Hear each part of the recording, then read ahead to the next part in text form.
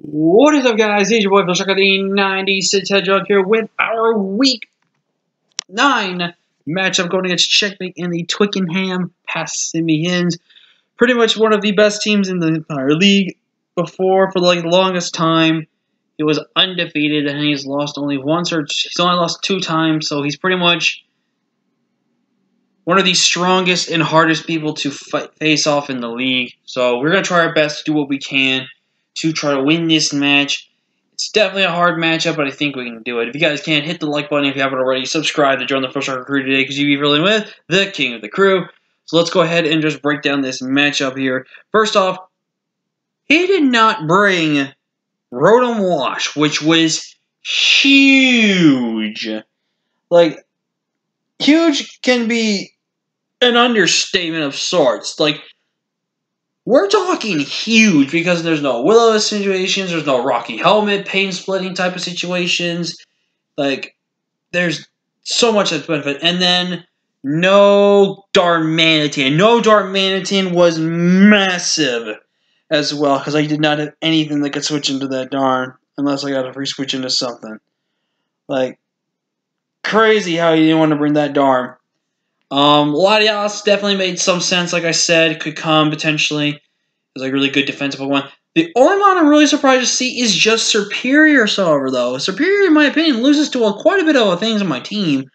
So, it was kind of questioning, really, and why it was brought, but, hey. Is what it is. You never know. Well, let's go ahead and get into the battle. Make sure my music's off and everything like that. Okay, we are good to go. So, I'm going to go ahead and lead off with my Caparaj. He's going to lead off with his Nidoqueen here. I'm just going to go straight for my Gigantamax here because I'm going to die if I don't. I'm going to go for the Max Flare, predicting the Corviknight to come in, but it sadly does not here. But right here, I get for my Steel Surge here because I can get myself Stealth Rex up here. He's going to go for the Reflect as I want to go for that Max Flare. It does a lot of damage in that Sun. So now I'm trying to think to myself here, okay. He's going to probably pull a double right here or go for the Roost. So I'm going to go into my Toxicity. I'm going to go for the Shift Gear. And now Toxicity kind of just wins. There's nothing he can do about it. Except being an Assault Vest Terrakion, which, in my mind, I really don't see why he was Assault Vested. He told me after the match, and I don't know if I'll show, but he was extremely worried about Surfetch, Dracovish, even Toxicity, like not having to switch into these Mons, which, be fair, these 3 Mons do pretty much just run house on his team. But Assault Vest kind of, like, doesn't help you. Like, Choice Banded makes a lot of sense. Scarf to outspeed my Scarf Dracovish and stuff like that. Like, if I had brought Sand, which if I had brought Sand, it would have pretty much destroyed this team, potentially. Sandvish could have just easily came in and just destroyed this team. Like, I have no problem with. Like, I just don't quite understand the thought process between Assault Vest Terrakion, unless he was wanting to designate it to make sure it can take on certain things on my team. So, it is what it is. But again, we do not get to use Toxicity at all. And it's frustrating me so much. Very much frustrating me. But we don't have this. So I go to Dracovish here. I'm just going to click Vicious Reds. There's no reason for me not to. And you can see that does so much damage. I'm just clicking Vicious Run again because that Reflect was off. But now he gets rid of his Terrakion. He is going to go into his Latias here. I'm going to go into Ellie predicting the Psychic move here. And right here, I decided to go for the Heat Crash. Now, a lot of you might be asking yourself, Thriller, why would you go Heat Crash in front of a Latias? Here's the thing. If he does not keep that Latias healthy, he has no answer for both the combination of a Surfetch and Dracovish, potentially. Because he may or may not know, I have the first impression on Surfetch. Excuse me. What I'm going to believe is he's got potential to probably Protect on that set. So that way he can try to scout it out and make me 4 switches and go for there. So, I went for Heat Crash knowing he was going to easily switch into this Mom because of the fact that I do get access to Play Rough.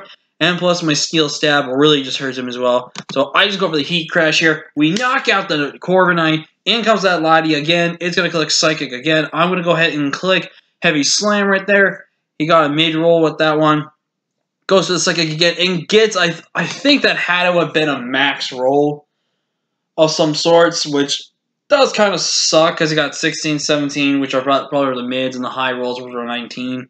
So a little unfortunate because we could have picked up this thing another time, but right here I'm going to go into Tinkerbell here, and I actually go for the Quiver Dance. The reason I went with the Quiver Dance is just because to be safe. But right here, I get to get rid of this Latias because he has enough. He'll have to sack off something. He goes into the Grim Snarl, which I believe is how EV boots based on that what this set is, which I don't understand. But that thing drops. He goes for the Max Starfall. It's going to kill me. I go to my Surf Edge here, and Surf Edge basically picks up a KO. I get to go for a close combat, but it doesn't kill, which tells me he's got a tiny bit of bulk investment into this thing here. I actually go into my Azov, which was a really risky play, because I actually realized I didn't outspeed this thing, but I wanted my Scarford Dracovish to come in. But he has no speed to where it is faster than Azov, because Azov only, I believe, can potentially speed tie with Superior, but Superior didn't run any speed, and I ran a lot of speed on this thing. I think it was enough speed to outspeed the Lottie, if I was correct. Because here's the thing, I might have messed up with speed creeping on my Surfetch because it was not faster than Superior. So I was worried about staying in there to try to pick up a KO on the Surfetch. But it looks like at the end of it, though, I could have killed it because it looked like a semi-defensive Superior. But I go for the Dazzling Gleam there. I want to show I have it. He's going for the Sucker Punch. I don't mind. And I'm going to give the final kill to Dracovish as he's going to Sucker Punch me. I click Vicious Rend. We pick up the win. And with that, boys, we now go to 3-6, minus 12. We are in a winner's circle. We at least picked up 3 wins this season, which is really good. And I'm going to tell everyone else, because everyone probably goes like, oh, Friller, you still have playoff chances and stuff like that. I will say this right now. We do, in a technical term, have a playoff chance. The only way I make playoffs is if I beat now Matthias, Pokefan, who took over for Photon, and Zach. If I beat those 3, and my differential goes to positive in some form of way, and some of the higher up teams lose to 6, I actually can technically make the playoff. But again, there's a lot of factoring of numbers, differential, record, head-to-head, that kind of stuff. So I, in technical theory, can make playoffs still. But for me, I realistically don't see it. But what I always want to do in a season is I want to keep trying. I want to keep winning as much as I can and have a good season. So with that win, though, it knocked us up a couple of places, because if we finish within the top 4 from 16, 17, 17, 18, 19, 20, 17 to 20 position, then the top 2 people will battle it out, and the loser is demoted, I believe.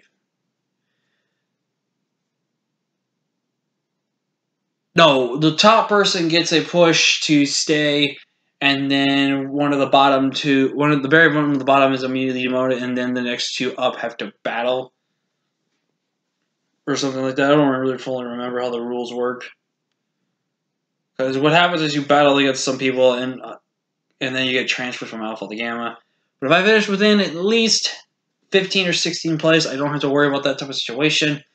But there's, just something that really doesn't even matter. But yeah, that's going to be week 9, guys. Definitely GG's to Checkmate. He is by far probably the second best battler in this season, besides Ian.